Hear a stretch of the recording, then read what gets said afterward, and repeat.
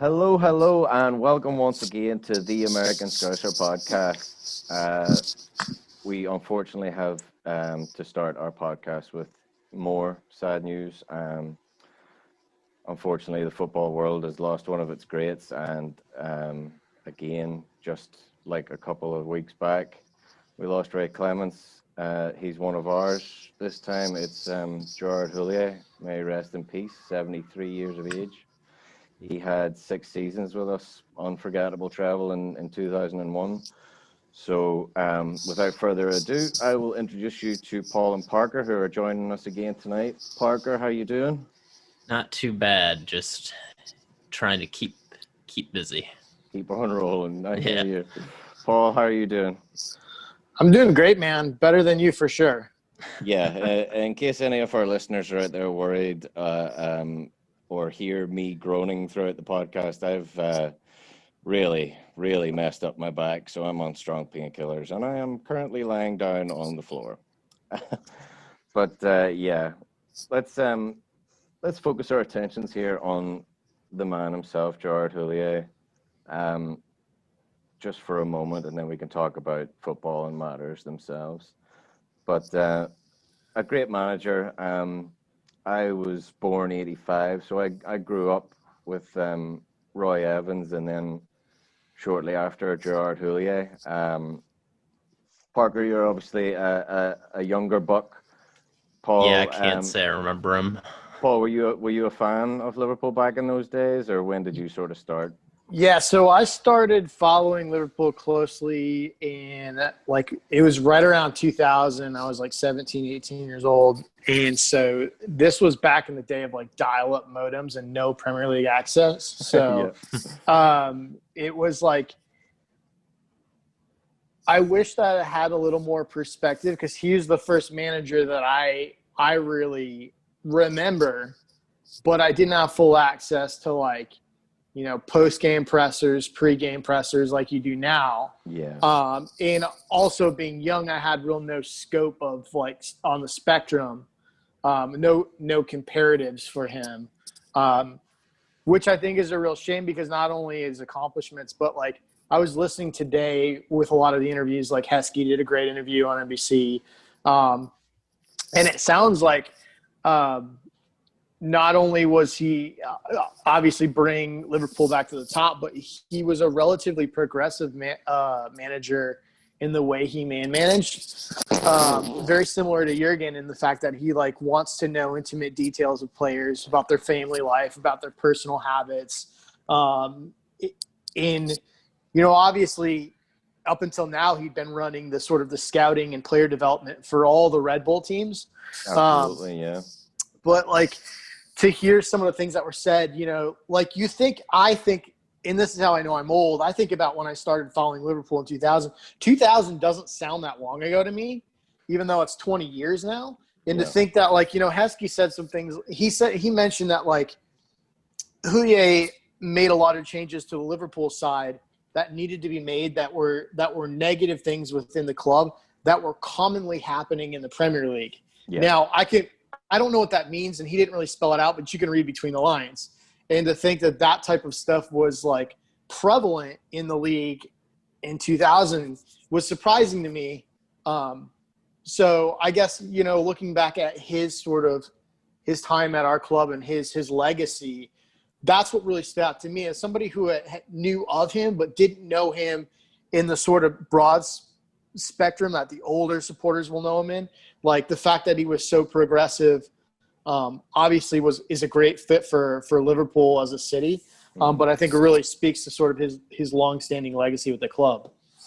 Yeah, you've pretty much put the nail on the head there, because he really was a good family man, a real gentle soul, and wanted to know everything about everyone. And I'm sure everybody out there, if you haven't heard the Danny Murphy interview, and I know we talk a lot of smack about TalkSport, blah, blah, blah, but it was a really good interview from Danny Murphy. But, just like you were saying, Paul, talked a lot about, if you came into training and you weren't smiling, he'd ask you, is everything okay? You haven't shaved today. What's wrong? Is everything okay? Anything I can do to help? Just seemed to be a really good guy. And like you were saying, Heskey, Danny Murphy, Klopp, Tomo, Dalglish, Evans, Gerrard, all these players, all these ex-players and people involved with the club have reached out and gave their condolences to the family, because like we've said, he was just such a gentle person, such a great man. But speaking on that sort of Heskey, talking about bringing Liverpool into the modern era, you would imagine he's talking a lot about sort of the drinking culture, but he really helped to modernize Liverpool. And the 90s was a bit of a barren spell, and then of course the unforgettable treble, the League Cup, FA Cup, and UEFA Cup final against Alaves, all in 2000, 2001, were just fantastic. And, I'll always remember Robbie Fowler lifting those cups aloft. And I think it was Robbie Fowler and Sammy Hupia who lifted the UEFA Cup aloft. But just great memories, everlasting memories, and I just wanted to take our time to say thanks to the man, because he really did help bring us back to where we were. Like, just going back to that UEFA final against Alaves, 5-4. I don't know if you've seen the highlights of it or not, Parker, but just an absolute roller coaster of a game. 5-4, you know what I mean? Like, Babel, Gerrard scored one, Gary Mack got two, Fowler got one. Just a mental game. But I seen on YouTube as well, LFC TV have posted every goal from the 2000 and 2001 season. It's also on the Fantasy Premier League app as well. So if you've got 5 minutes, go ahead and watch some good old school goals, because you'll see Heskey, you'll see Owen, you'll see young Gerrard, all that there. So like, you can really take the time to appreciate what Gerard Houllier done in those years. But bit of homework there for you, Parker. Yeah, because when those games were actually happening, I was playing the soccer where all the kids just swarm the ball like a bee's nest. Arsenal football. Yeah, basically. A bit better than that. Come on, man, give me some credit. All joking aside, though, Gerard Houllier has been in the he was in that documentary, not at the end of the storm, that's the new one, but just a great clip of him talking about the 2005 Champions League final, where of course it was Rafa's team, but apparently Houllier was in the stadium that night doing some work for I don't know who it was, maybe it was probably UEFA or something like that. But he walked into the changing rooms after the game, and usually when you walk into the changing rooms, you're kind of quiet. He said most of his ex-players and people that he signed and people that he developed came up to him and gave him a massive hug and said, "Boss, this is your team," and Rafa obviously was the mastermind behind it, but the cogs were set in motion, and the keystones were put in place by Gerard Houllier. And he said he looked back on it and he said, yeah, 12 players that he had either signed or developed himself were in that team. So it's a real nice touch that he was remembered, and that the players off that team, off that winning squad, were able to take a step back from their glory, their victory that they just tasted, and give a massive shout out to Gerard Houllier, which, just epitomizes the man he was, just a real gentle soul. Didn't want the plaudits, but certainly deserved his fair share of the plaudits anyway. But yeah, lads, other than that, I mean, who let the Reds out? Who Houllier?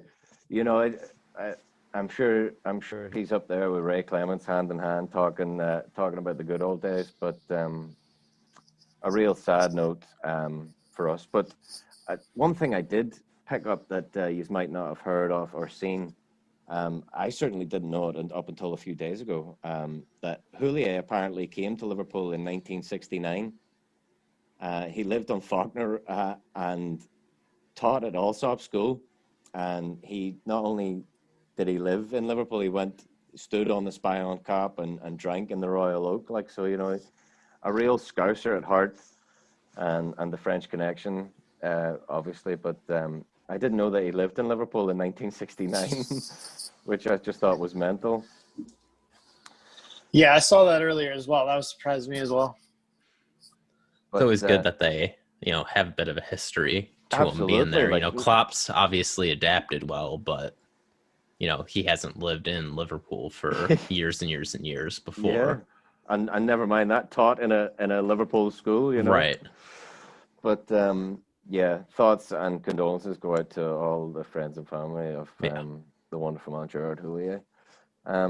So the last time we left the listeners, lads, we were looking at playing Fulham, and obviously a lot's happened since then, but we can cast our mind back and kind of talk about the Fulham game for a little bit here. They've been kind of resurgent in the last couple of weeks. Obviously, they got beat against City 2-0, but that's a good result for a floundering at the bottom of the league team. They beat Leicester 2-1 only a couple of weeks back as well. So now that you've had time to reflect on it, lads, what's your takeaway from the point? Parker, let's go to you first. First, I would say, I don't know, half hour of it. That's what really killed us. Yeah, we didn't come out.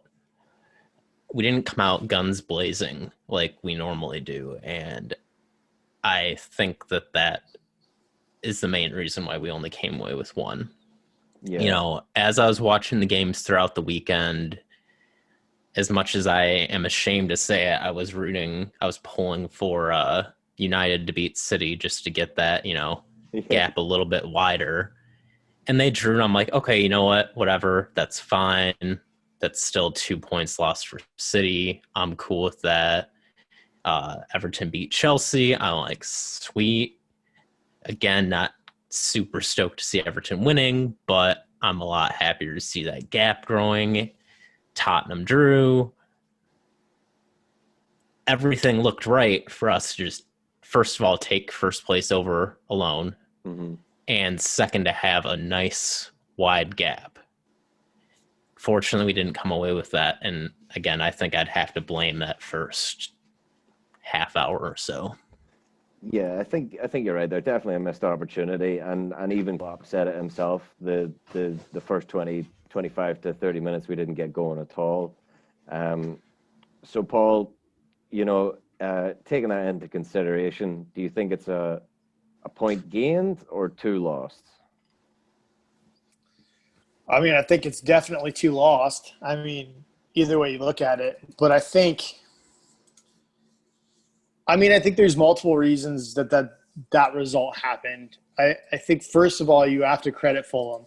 They had a completely revamped back line. Completely revamped back line. They, none of the back 4 started the season back there, including their keeper. So they've obviously made some really good adjustments and are playing better as a whole. Reminded me a lot of the first match of the season versus Leeds, in the fact that they usually, with teams, they're so busy defending our high press that we have room to work out of the back and we have time, and we basically just have to be concerned about being beat on the counter.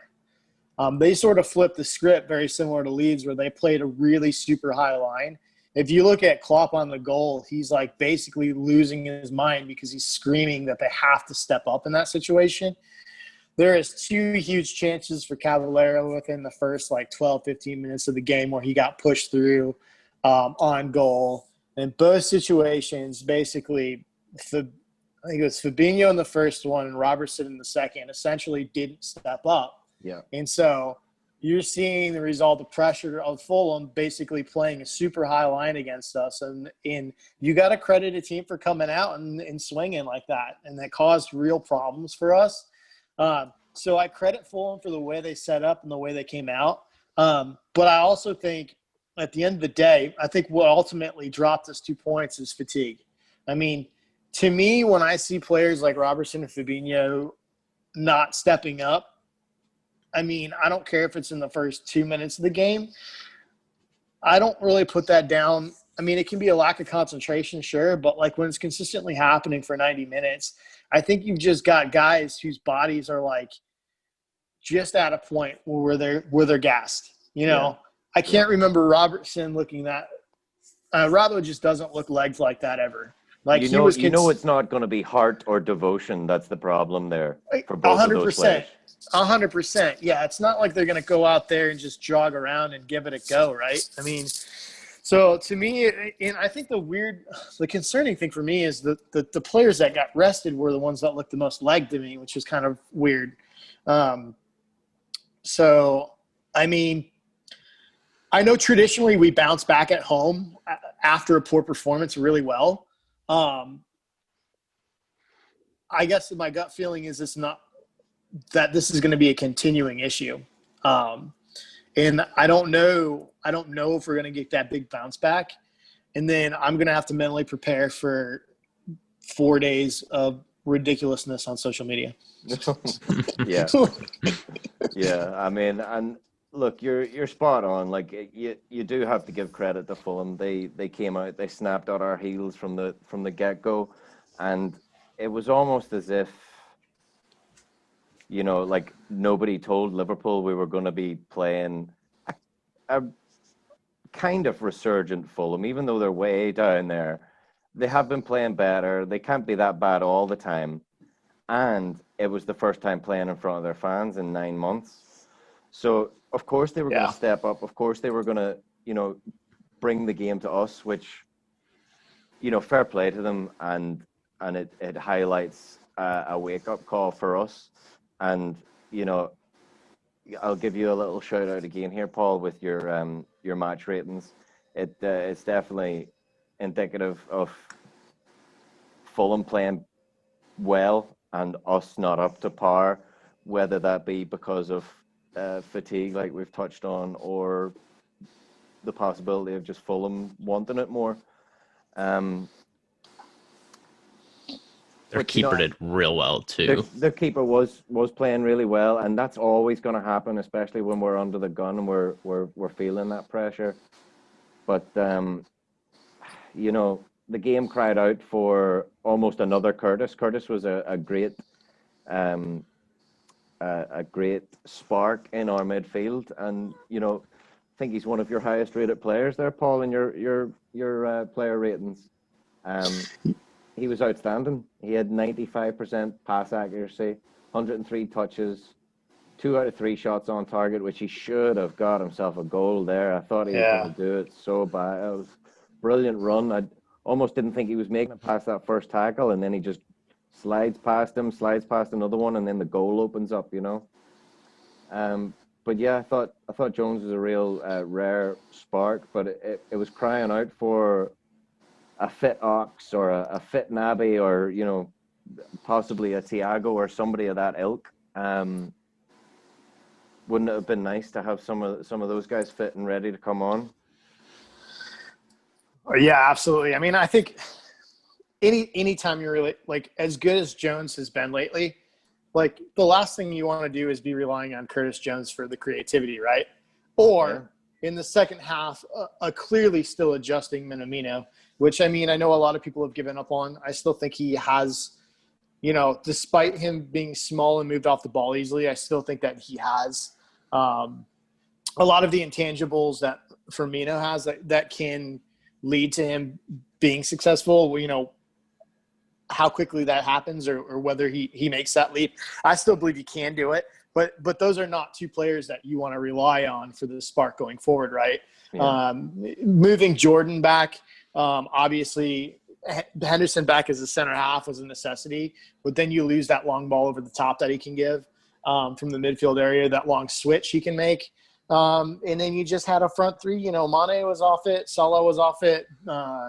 You know, you start worrying about Mane's form right now. I think it was just a perfect storm. Like a team, like if you're a Fulham, right, what you're concerned about is beating the teams around you on the table. The mid to lower teams, you want to make sure that you can get points off those teams. And if you can do that, you're probably fine. If you roll in at home on your first game with the fans versus the previous champions, anything else is a bonus. So there's not a lot of pressure there to come out flying. And then you have the opening 10 minutes and you get a couple shots on frame and you look like you're going to score. That just builds confidence. Yeah. So I think it was just like the perfect storm of fatigue and confidence for Fulham and fans and in a massive personnel shortage for Liverpool. And the ones that we do have fit up the front frees up there, but they're just struggling to find form right now. So I just think it was kind of the perfect storm altogether. But yeah, back to your original point, I think we all thought that Curtis Jones was going to be this really nice story this year of a rotational growth player, and he is turning into a fixture in the starting 11, which is wild. Yeah, it really is. I mean, Parker, you're closer to his age group. What do you make of his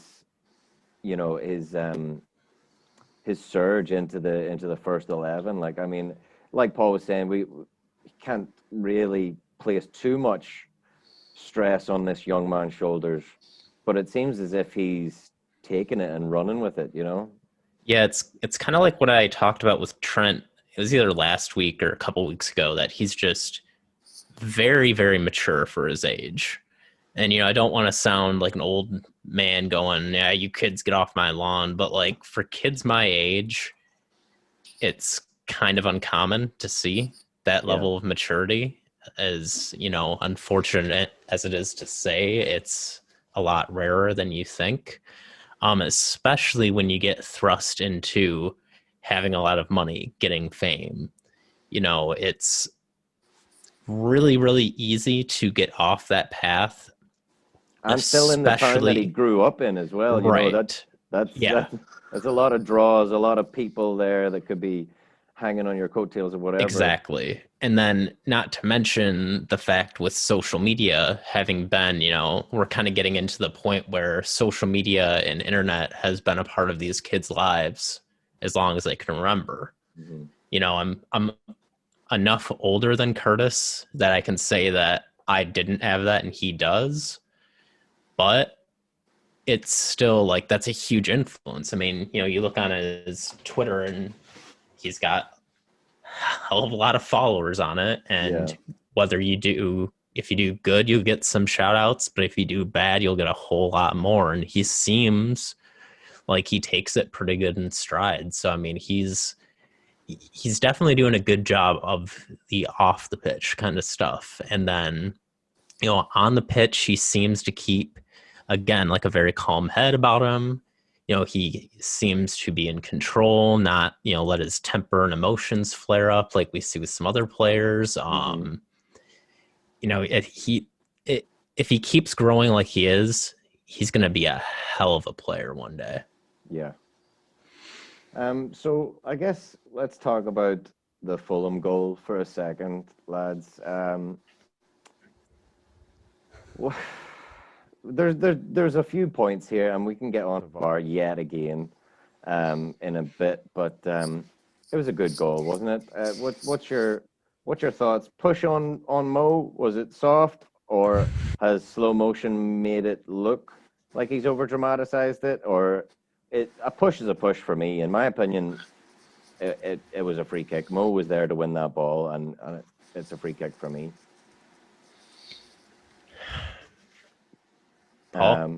Yeah, go ahead. Sorry.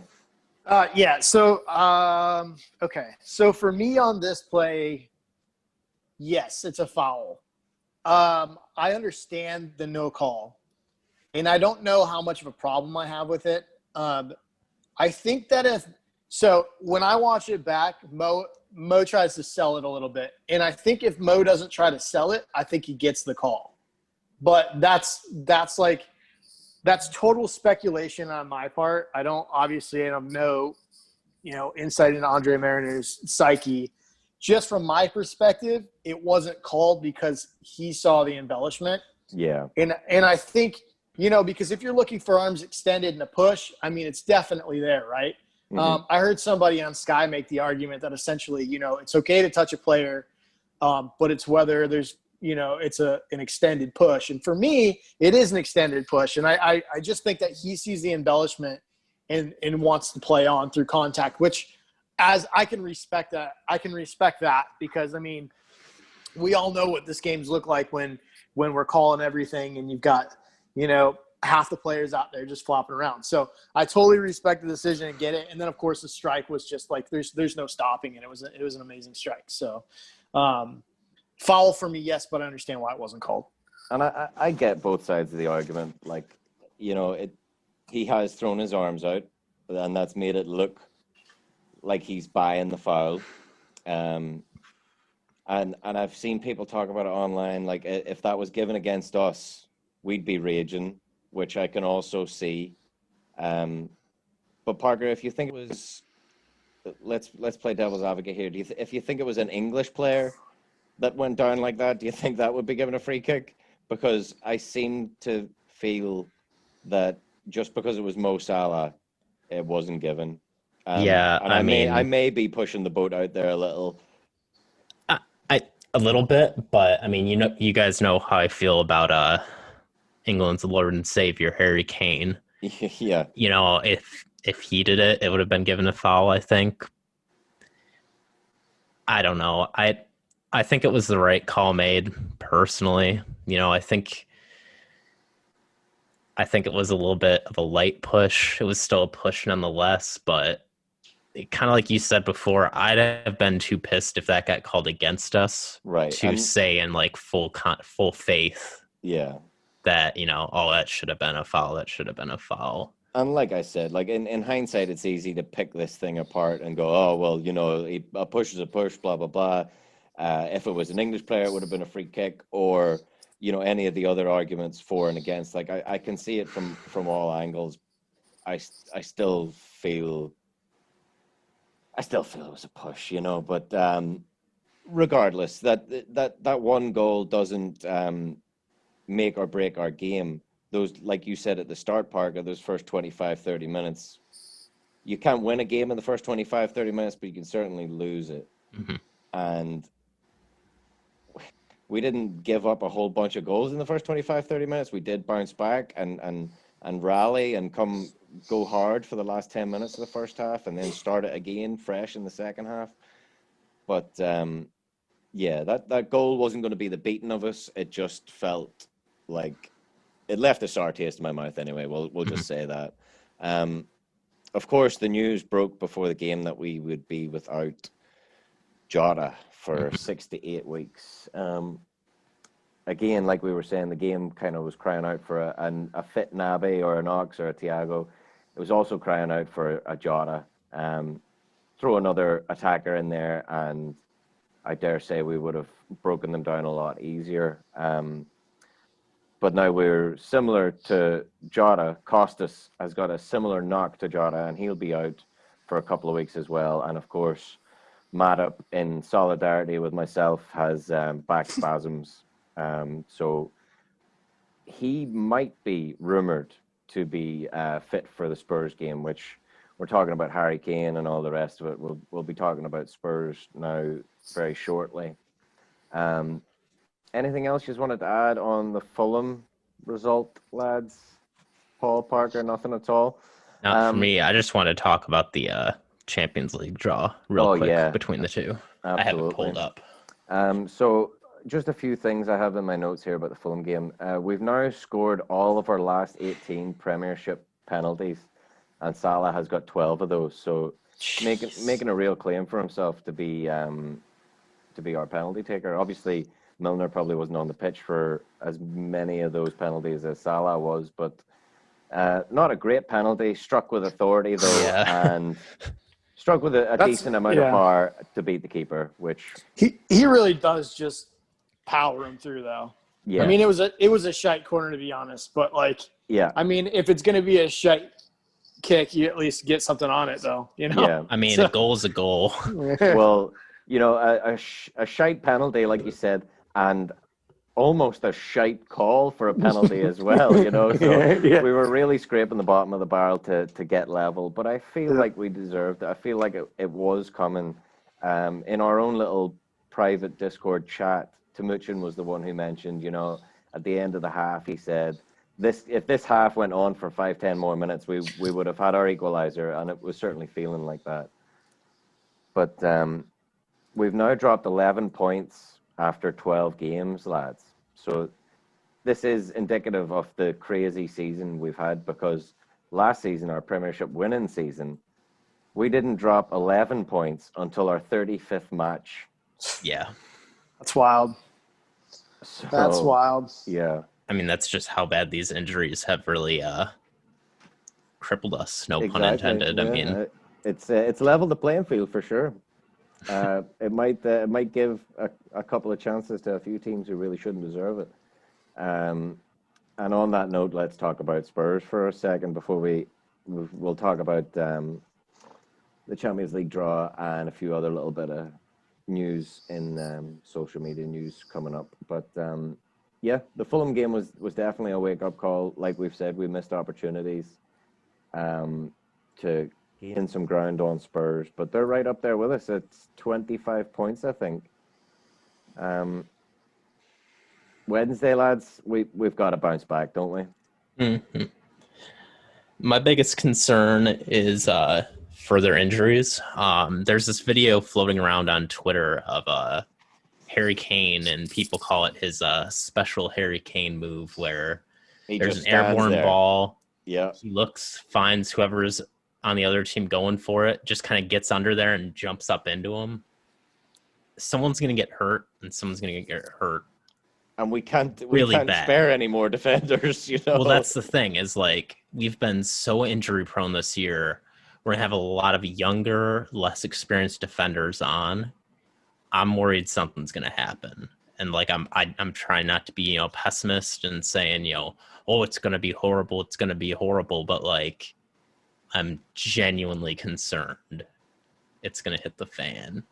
Yeah, and I think with all of that being in the news recently, I think the refs will have to look at Harry Kane and how he's almost letting a player climb up on top of him to try and buy a foul, or it's a strange one. And classic number nines like Alan Shearer and things like that used to do those sort of tactics, but that was back in the 90s when you could quite happily throw an elbow into a defender and keep playing. Right. That was within the rules then. Yeah. Like, I don't know. I feel like Harry Kane's running a tightrope right now, Paul, with that tactic that Parker brought up. It would just be too nice to see Virgil take him on at his own game, wouldn't it? I just can't believe somebody hasn't put a knee in his kidney yet doing that. Yeah. Like, because I mean that, like, when I played ball many moons ago, that was a classic move.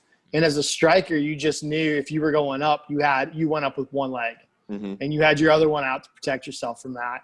But if you're up high enough, there's not a whole lot you can do about it. But what was it, the Brighton match that he drew a pen doing that on the outside, like right on the edge of the box? Yeah, and really hurt. Was it on Lallana? I can't remember who it was he got, but I think it was. But yeah, look, the Spurs, they're an interesting team because they perennially jump out and then fade down the stretch. And then you couple that with Mourinho, who has a tendency to have teams set up in a way where they seem to overachieve for a period of time and then come back down and settle in the middle. In my opinion, that's what I seem to see with Jose teams. Yeah. You're used to seeing a Spurs team with a really bright attacking mid. We think about Christian Eriksen, we think about Dele coming out of there, and they're not set up that way anymore. And basically, 95% of their offense goes through the combination of Son and Kane. Yeah. And they're now playing with attacking fullbacks. They've got that kid from Real Madrid that came over on the left. And then they play with a double pivot. So they have Højbjerg and Sissoko. So they're actually set up really defensively, which is not shocking. That's peak Jose. Right, exactly. But, they basically set up very defensively, control through the midfield double pivot, and then they have Son and Kane hit on the counter, essentially. So, that's something to be wary of. I'll be curious about the team selection. Jurgen's a mastermind. I worry a little bit that Jurgen is, like, given the substitutions that I thought were very questionable this week, and the team selection before that in the Champions League rubber match, which I found very questionable, I worry about Jurgen Klopp managing players more than he is managing games right now. Right. if that makes sense. Yeah. That's my concern, because like I understand that you have to have players healthy, and you have to be concerned about minutes, and you have to be concerned about tread on the tires.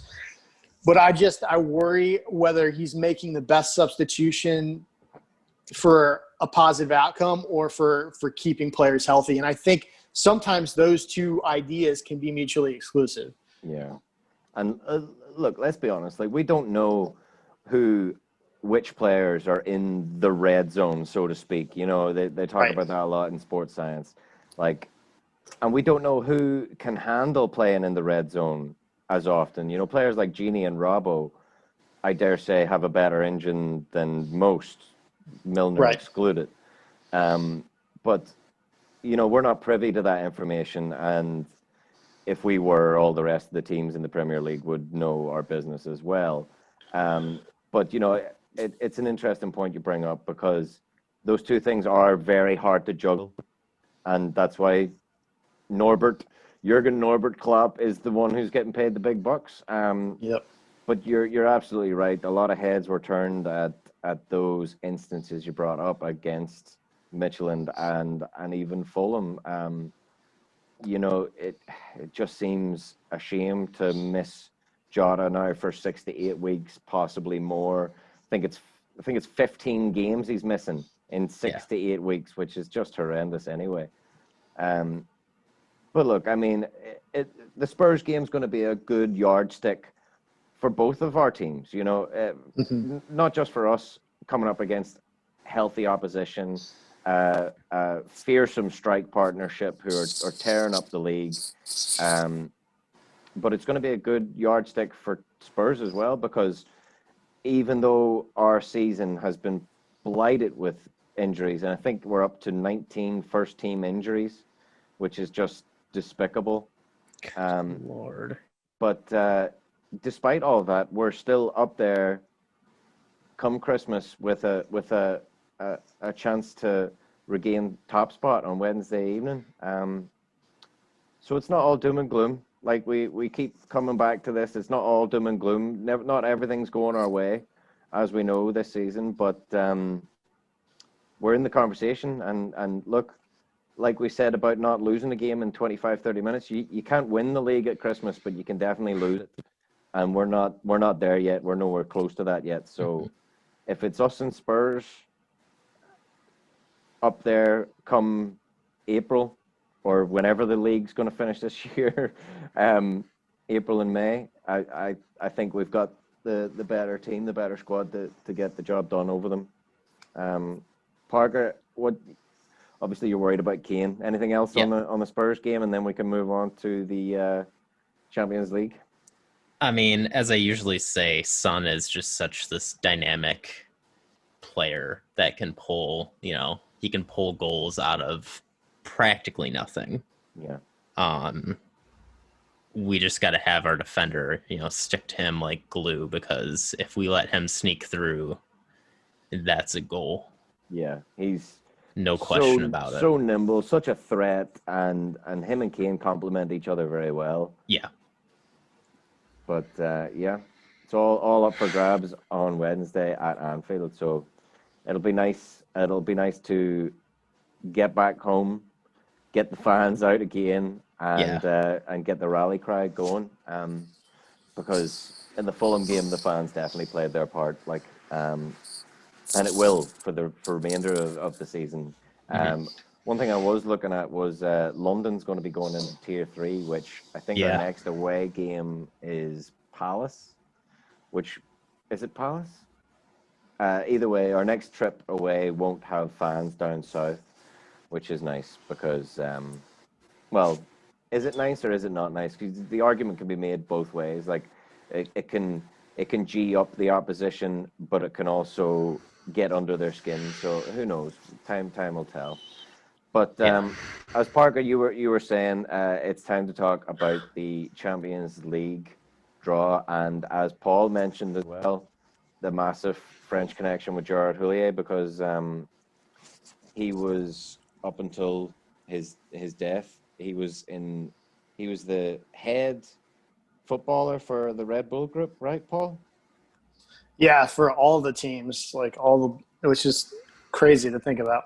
And speaks volumes to the man's pedigree, Jared Houllier, yet again.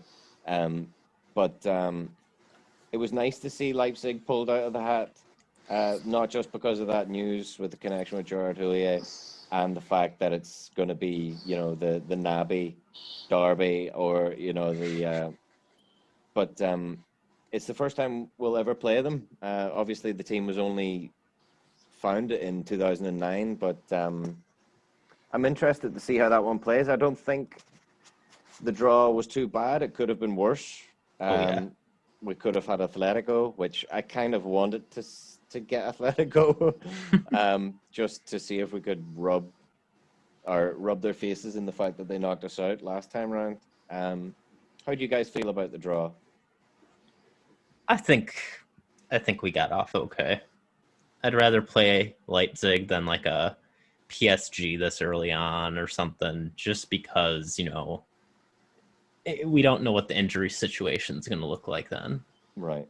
And I'd rather put off the big powerhouse clubs until towards the end when there's a better chance of us having some of our heavy hitters back.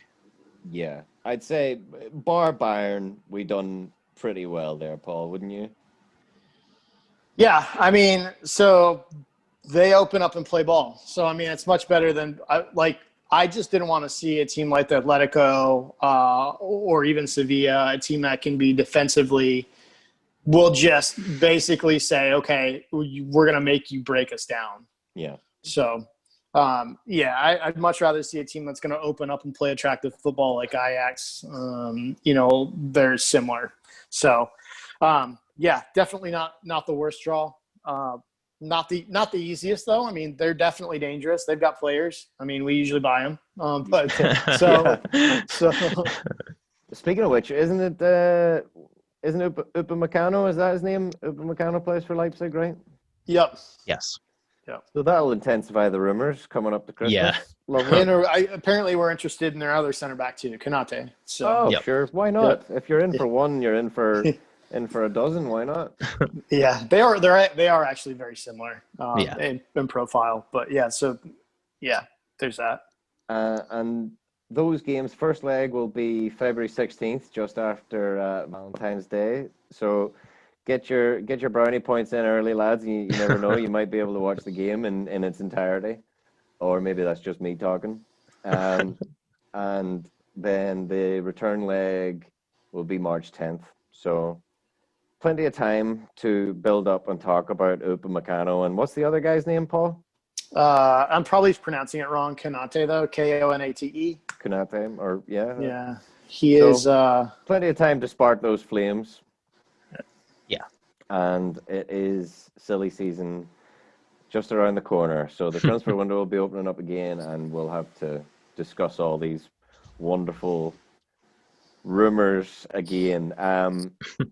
Want me to read the rest of the matchups? What's that? You want me to read the rest of the matchups? Yeah, go ahead, because it's worth a look at. We've got up until the 10th of February to think about all these permutations. Pod on a week off or something, but so we've got Borussia I knew I was going to butcher this. Mönchengladbach playing against Man City. We've got Lazio playing against Bayern. Atletico versus Chelsea. Leipzig and us. Porto versus Juventus. Barcelona and PSG. Sevilla and Dortmund. And Atalanta versus Real. That Barca and PSG one, that's going to be fun to watch. Yeah, there's a lot of tasty lineups there. So now that you've mentioned that, I seem to have a more glass half full about our matchup. Yeah. Wouldn't you say so, Paul, as well? Yeah, I mean definitely, for sure. Man City's got a lot tougher matchup than we do, I think. Yeah, absolutely. The Germans know how to play. Are such a dark horse. There was, I can't remember if it was this year or last season, where they thumped on Dortmund and then beat Bayern. Wow. Or they either beat Bayern or tied with them, but I knew they beat Dortmund because it's one of my buddies is a Dortmund fan. So let's hope they can put a decent a decent dent in City in their away fixture, and then take them home and just knock them out in the round of 16. That would be lovely. Yeah. But So I mean, they could do quite well. Real Madrid are shaky at the minute too. Yeah. So they could get knocked out as well. They were lucky to not get knocked out already. Right. Bayern's pretty much clear through. Yeah. I think Chelsea and Atletico, that could be a good one, depending on, What about our old boys at Lazio? Do we give them any chance? not versus Bayern, no. Yeah. I want to be positive, but no. It's fair to say Bayern are up there with our biggest threat this year again. But yeah, it definitely opens your eyes as to our fixture. You know, we definitely got off lightly there. I think it couldn't have been lighter had it maybe have been Lazio. You know, maybe Lazio would be an easier fixture than Leipzig, but we're splitting hairs at that point. Exactly. You know, I think, okay, what if we got put against Bayern? You know, with good old Mueller and Lewandowski. Yeah. Bayern right now would tear us apart. I think. Which luckily we couldn't have faced Bayern, right? Because they're in a different pot. So they're as far away as possible, but nonetheless, would not have been fun. It's very apt, isn't it, with the Houllier connection that we get Leipzig and not to mention the players we're being already connected with, and the transfer window hasn't even opened up yet. But a few other quick mentions have to go out this week to Harvey Elliott. Harvey Elliott on loan at Blackburn, lads, is just... What do you think? Is there any chance we can get him back in January? Would you take him back in January, Paul? As much as I want to say yes, because, you know, I think he's great. He is kind of an example of might not have the best head on his shoulders yet, but he's only 17. And if you're going to try and sit here, look me in the eye and tell me you didn't say and or do really dumb shit when you were 16, you are a damn liar. Oh, yeah.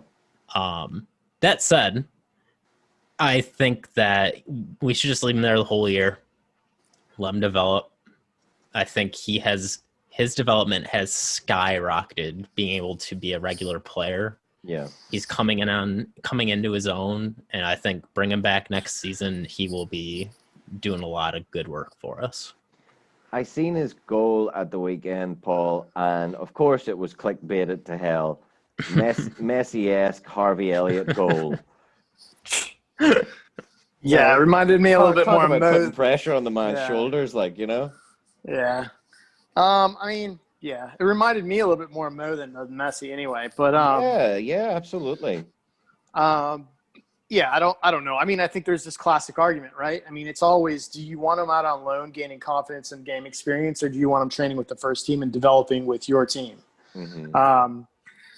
I always tend to think that less can go wrong if they're developing with the first team and if you put them out on loan. But that's just me. I mean, I don't see these players day in and day out at all. I mean, I think this is the best case scenario when you're having these conversations on whether you should recall somebody because they're killing it, right? Yeah. Because a lot of times you're asking whether you should recall them because they're not getting game time or they're just struggling to fit in with the locker room or the city or the culture, etc. So it's really good argument to have. I mean, right now I'd want him back for sure. I mean, we're bringing Origi off the bench. No offense to Origi, but you know what I mean? Like those are minutes that could go towards developing somebody like Harvey Elliott.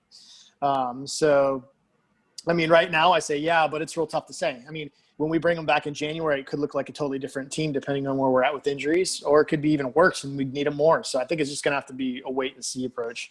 Yeah. Well, we're almost up on my pain pills are wearing off here. I'm lying on the ground. I'm in absolute agony, lads. But the Champions League game, February 16th, is sandwiched between Leicester away and Everton at home, which is quite interesting. And to say the least. And the the 10th game is sandwiched in between Fulham home, which will be nice to welcome them back home March 6th, see if we can get some retribution, and Wolves away. So quite a lot of time between now and then, but just like all this season, it seems to have gone by in a blur. So I'm sure we'll be there sooner rather than later. But as always, folks, if you're in need of more content, head on to americanscouser.com and give a good read of lads like Paul Bickler here, who's done the player ratings and all the rest. Really good articles. But we're going to leave you this week, not with the turn on, tune in, and cop out, but I'm going to leave you this week with a quote from Gerard Houllier. Because for those of you who do remember, the man actually died on the table.